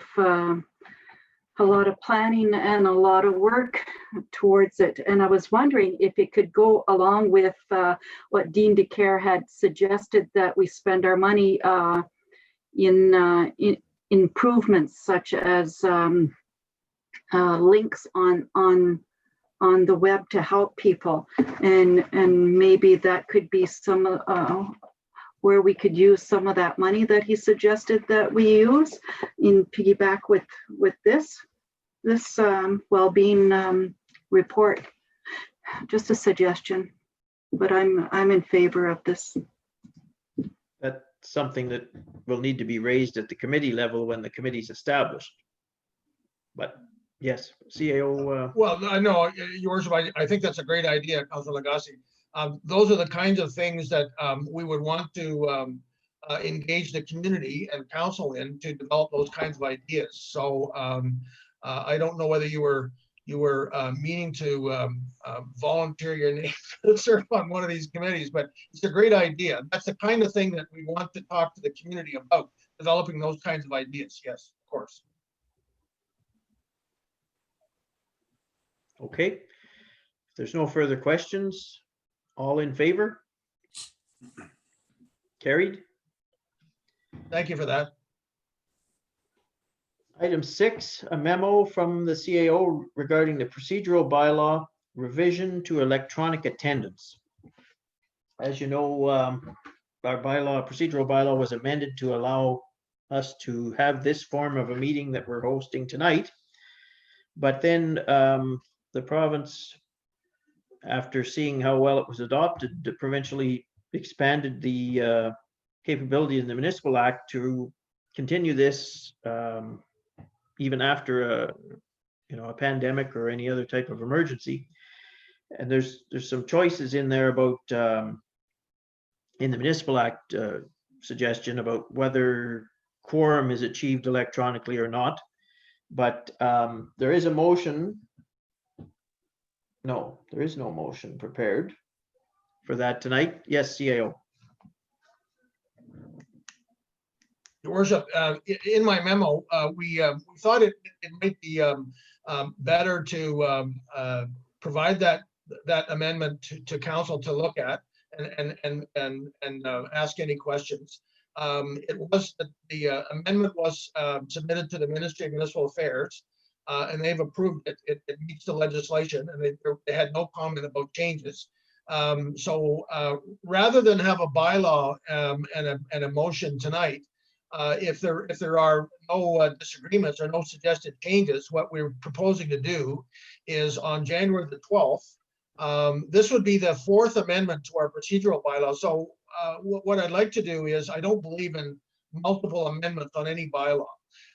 So what we're proposing to do is on January the 12th, if you agree with this amendment, we'll bring in a bylaw to completely replace our procedural bylaw and include all the amendments so that we have all the provisions in the current procedural bylaw, but wrap it back up into one new bylaw, and we will include this amendment on January the 12th.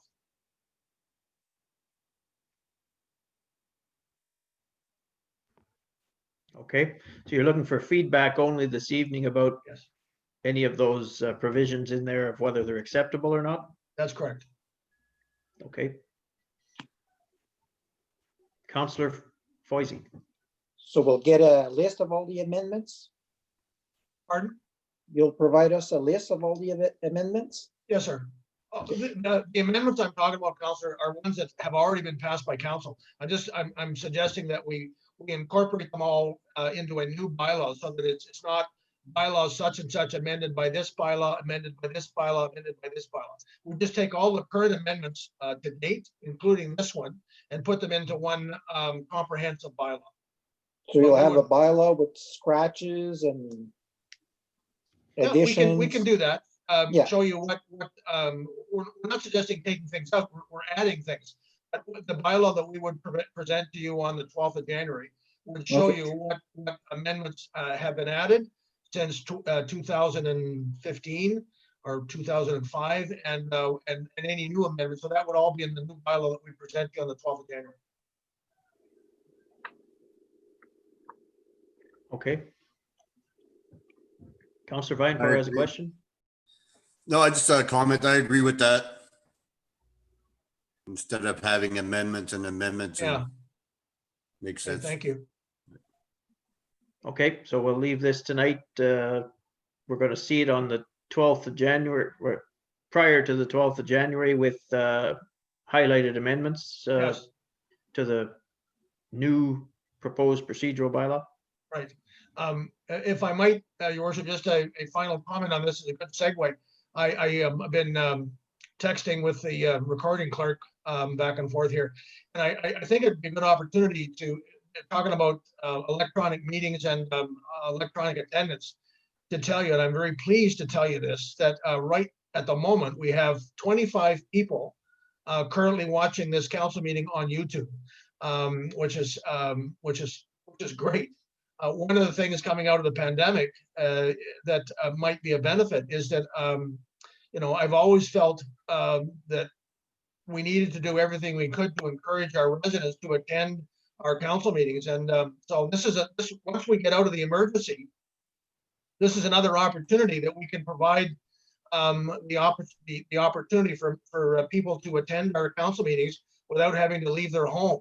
A lot of the work that we had to do to correct our live streaming onto YouTube was done by our recording clerk tonight. I want to thank her again publicly for all the great work she did that. So I'm so pleased that we have that many people watching us tonight. Andre, do we know, are there any people also access on the Bell platform? We did have a couple on the teleconference, but I cannot tell how many. Yeah, okay. But in any event, there's 25, or there was half an hour ago. So that's good. If maybe, Your Worship, you might welcome those people to our council meeting and encourage them to attend future council meetings. I think that's great. people took that opportunity and are able to watch democracy in action. Well, thank you for shaming me on that, because at the outset of our meeting a month ago, I welcomed our teleconference people, and in the complications of having 3 meetings overlapping each other in the time frame, I forgot to do so this evening. But of course, at any time, any oversight or visitors to our council meeting is always more than welcome. Well, and your worship, that's not an oversight on your part. That's my fault. I didn't mention anything at the beginning because I wasn't clear. We've had some problems in the past with the YouTube live streaming, and I unsuccessfully a number of times was unable to fix it. Andre spent part of her weekend last weekend with her husband to try and fix this problem. So we didn't know until after we started the meeting whether or not it worked, and it did. And I asked Andre whether there was anybody on, and she told me that there was 25. So that's not on you, sir. That's on me. No, what's on me is I forgot to welcome our viewers that I can't tell if they're there or not, but they may well be there, and now I've heard they are there. All right, so moving then, we've heard generally that the amendment to the procedural bylaw process is acceptable, and we'll look forward to that in the new year. Moving away from it then, we're going to item 7, a junior firefighter recommendation from the fire chief. I'll pre-read the motion and see if it achieves a mover and a seconder. And it says, whereas Fire Chief Gilles Lebel has recommended to council that the application submitted by Grant Carr be accepted as a junior firefighter for the Township of Bonfield's Volunteer Fire Department, be it hereby resolved that council approves of this recommendation. Is there a mover for that? Councillor Lagasse, and seconded by Councillor Viancourt. Any questions at all? All in favor? Carried. Information. Our 2021 OPP annual letter and billing statement is received, and a bit of incremental good news there in that it would appear our billing is going down $5,000 over last year. So that's something nice to see. There was all the reservation about the fact that billing municipally was going to move, and it did move, to an incident-based form of billing. And in our particular case, because of good numbers, our policing costs have gone down by $5,000 for the year ahead. There's always a year-end reconciliation that happens, and if behaviors change, our number, of course, could be reconciled higher, but so far it's working in our favor, the new process. Item 2, a memo from the CAO related to the ATV bylaw. Well, we've dealt with the bylaw this evening earlier in the agenda, but we heard some comments about speed limits and so on that we're going to visit in January as well. So I don't know if there's any more on that subject tonight. Same with item 3. The Off-Road Vehicle Act update was captured in our bylaw update earlier in the evening.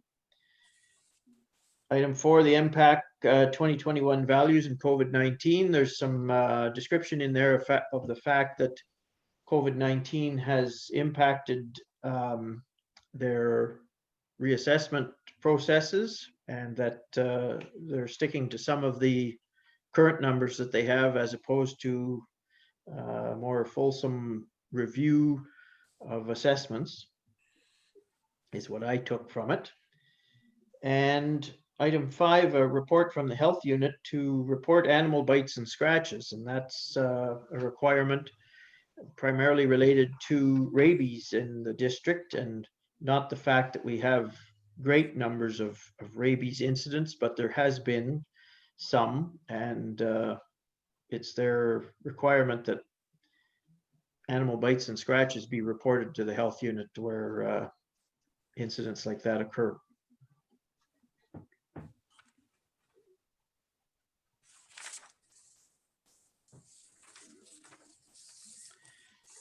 Mr. Mayor?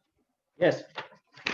Just back on that last impact, something I think I wanted to mention to council, and it might be of interest to some of our audience that's listening in. One of the other interesting items in that announcement from MPAC is, and this was in the budget announcement by the government a month or so ago, is that they're going to introduce legislation that will allow municipalities to provide tax relief, property tax relief to small businesses. And as you might recall, council, this was an item that a year or so ago, which seems like decades ago, that has come up to council, where we looked into the possibility of being able to provide a process to provide property tax relief to businesses. And I had looked into a number of issues, another number of options to do that, none of which were feasible. So I'm pleased that the government has now recognized that issue, and legislation will be introduced sometime early in 2021, and that municipalities will then be at least able to consider providing property tax relief on qualification to small business. So that was good news, and that was part of that that letter from Impact. Okay, thank you. It would seem that we've moved along in our meeting to the point that we're at confirmatory bylaw. I'll call for a mover for the confirmatory bylaw. Councillor Lagasse, and seconded by Councillor Francoeur. Whereas council deems it expedient to pass 3 readings of the following bylaw at this session, be it hereby resolved that a bylaw to confirm the proceedings of council from November 10th, 2020 to December 8th, 2020 be read a first, second, and third time, passed and numbered 2020-21, and that the said bylaw be signed by the mayor and clerk, sealed with the seal of the corporation, and be engrossed in the bylaw book. All in favor? Carried. We've made it through another electronic meeting, so I would take a motion. Oh, do I have a question first? Yes, okay, Councillor Lagasse.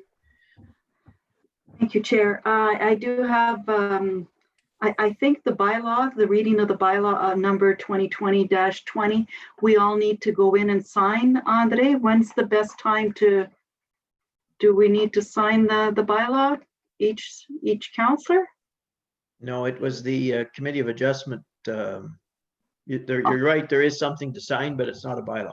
It's not the bylaw, it's the Committee of Adjustment, that one. Okay, so what day is best before we adjourn? I can put it in your mailbox as of tomorrow morning and have everybody stop in and sign it. I'm not sure if Randy, you're coming in overnight to sign everything else. I'll leave it there on the table, and tomorrow morning I will put it in the boxes for the rest of the council members. Okay. And Councillor Francoeur, yes? I just had another couple of comments. One, I just want to thank the staff for all the hard work they've done this year, and with these trying circumstances. A couple more things I just want to say. Moving on with the RV bylaw, I don't know if I should bring that up now or next meeting. I had a few people call me with some issues, and I think we'd have to definitely have some discussion on it in the new year. So I don't know if we put it on the first meeting or within the next month or so. So if that's all I got to say about that for now. Okay, the CAO is. Well, first of all, Councillor Francoeur, you're and Councillor Lagasse and the rest of council, I appreciate your words of support for what we've been all trying to do. It's a collective effort, all of us here. And on the RV, Councillor, if you'd like to send me an email or give me a call sometime with those issues, then I'll make sure that those are reviewed before we submit something in January for council to consider. All right, thanks. Okay, thank you.